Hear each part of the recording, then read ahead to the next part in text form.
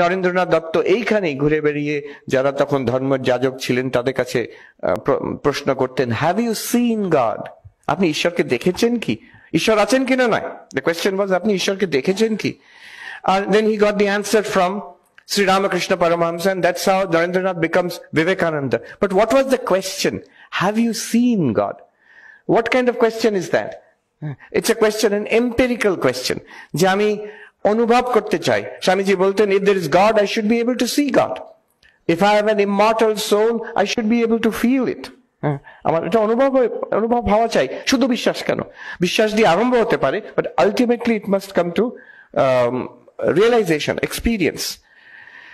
So even ভক্তির যে পথ, বিশ্বাসের পথ, আমাদের ভারতবর্ষে কিন্তু শেষ পর্যন্ত অনুভবেই যায়।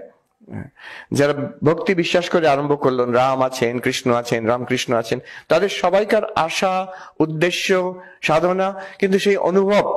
তারা কখনই চায় না যে আমরা শেষ পর্যন্ত বিশ্বাস করে কাটিয়ে দেবো।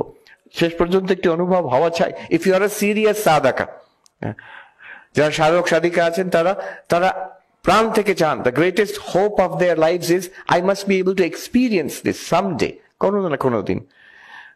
স্বামী প্রেমেশানন্দী ছিলেন শ্রী শ্রী মায়ের মন্ত্র শিষ্য। তার একটি কথা, একজন ভদ্রলোক ছিলেন,